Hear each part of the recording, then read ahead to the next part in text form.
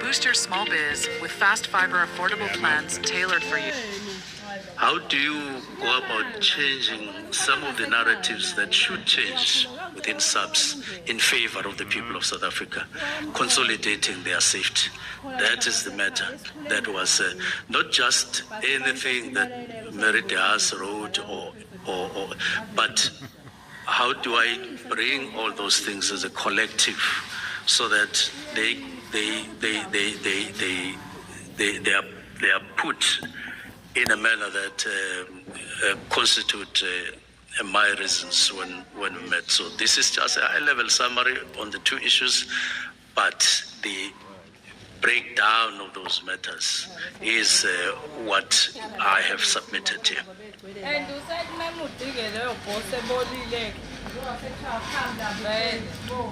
Are you fine, Honorable Member? Not really, Chair, but I think as it continues, maybe I'll be fine. Okay. But I'm not fine. Just carry the question on your shoulder. And at the right time, you can offload it. Senior Counsel, you may proceed.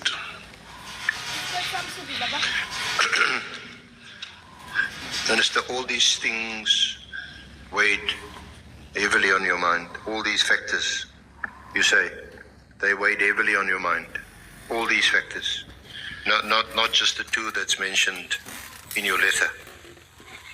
Yes, all these matters, they constitute the actual material things behind those two sentences that you see, or one sentence that you see, those two terms. Okay, so you don't record that in the letter to say to the National Commissioner, you know, there's a host of issues that weigh heavily on my mind and that concern me.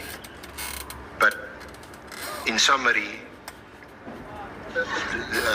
I've concluded that the team is no longer needed because it's not adding any value to policing in South Africa. At least one leaves it open-ended for you to come back and say, okay, what were these things that weighed heavily in your mind? We don't get that impression from your letter.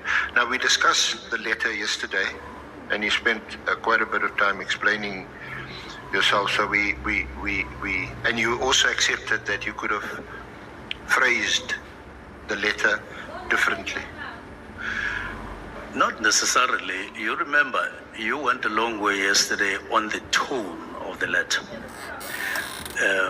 yourself, and you even suggested. And you agreed that you may have. Let me finish. You suggested a particular format to me, which was the same thing but in a different tone, and I said to you, well, you are putting that in the way you are putting.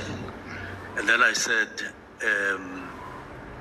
Singakalisana, I could accept that that could have been a different tone, but it doesn't change anything in terms of the content of what I wanted to convey to the National Commissioner, except that the tone could have been softer. But not that there's anything wrong with my letter legally and constitutionally, and in terms of what I wanted to convey. And you say you accept full responsibility for this, what's in the letter and the directive that you issued? I don't want to leave any doubt in terms of who wrote the letter and why was the letter written. I therefore take full responsibility. No, that's exactly why you're here.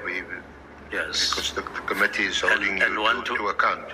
Even assure you that I was sober when I wrote this letter.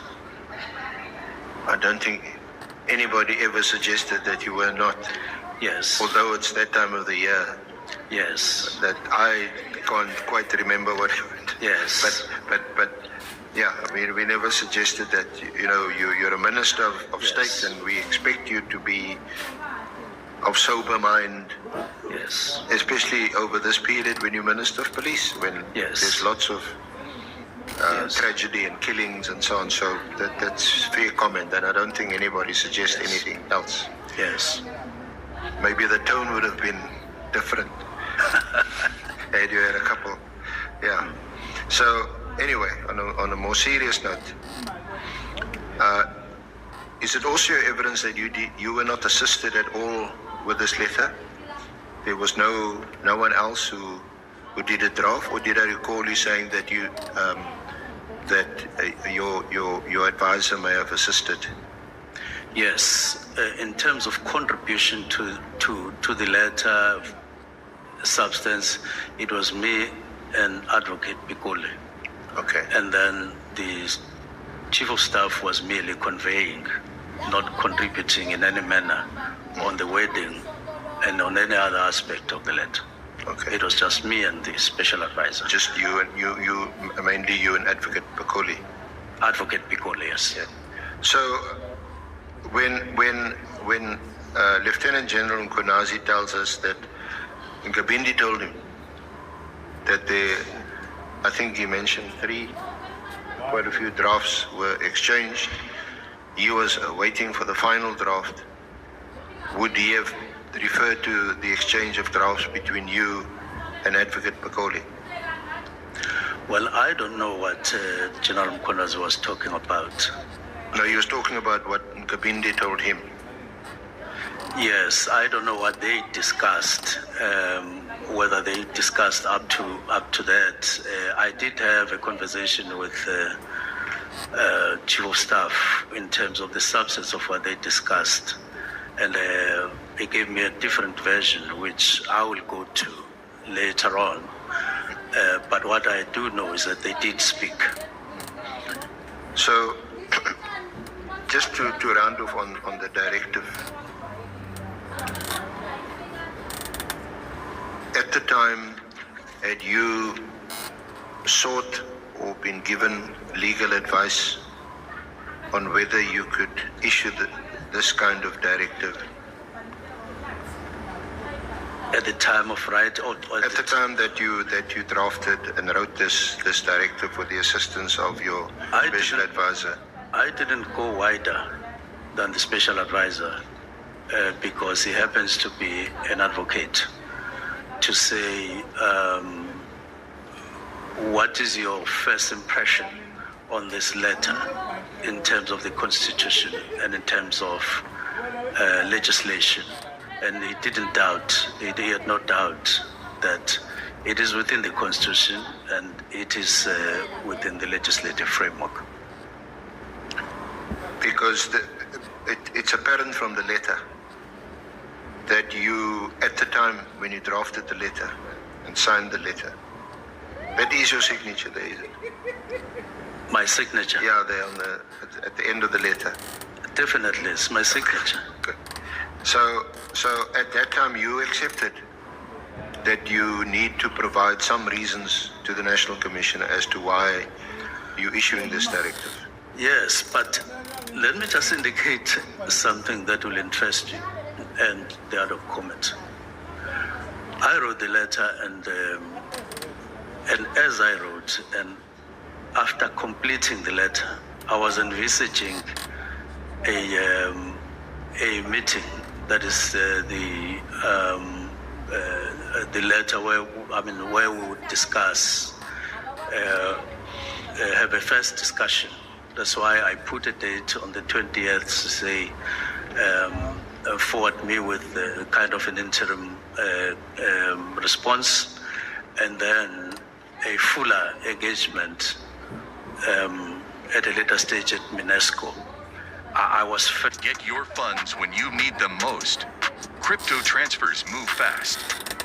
Deposit in minutes and withdraw just as fast. Stay in control. Deposit now. But as I said yesterday, I didn't envisage my directive as a drill. In the context of a drill situation. I envisaged it in the context of what happens in a work situation when you are at work with the Director General, that you do engage even on difficult matters. But I'm aware that it then brought in a difficult situation. But when in a work situation, a difficulty arises, that's where you get the best in terms of how the people you work with behave. That's where they get an opportunity to display even what is internal within them. Not when there's you have a normal situation at work. A lot of things get suppressed in terms of you knowing exactly the kind of people that you work with. But the people you work with, and especially whom you give, if you're in a higher position of authority, the way they behave and the way they respond would often depend on the way you address them, isn't it? And the tone of any letter or instruction or directive, the way it's written. Not necessarily. It doesn't. There's a difference between reasoning things out and the way you respond to a situation emotionally. There's a difference. I'm not talking about emotions. I'm talking about substantive reasoning when you have matters before you, how you react at that level of reasoning and rationalizing on things. And I am certain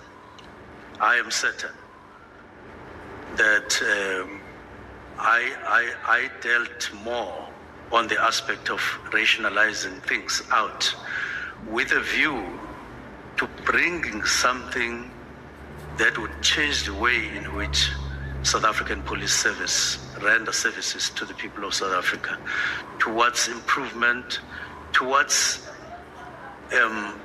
realistically responding to the concerns that people raise throughout, including the portfolio comment. Beyond saying we have noted your concerns, we are noting your concerns, but we end up not doing, in essence, not doing anything that would change their concerns. And I'm lighthearted when it comes to what people have to say to you in terms of their expectations. No.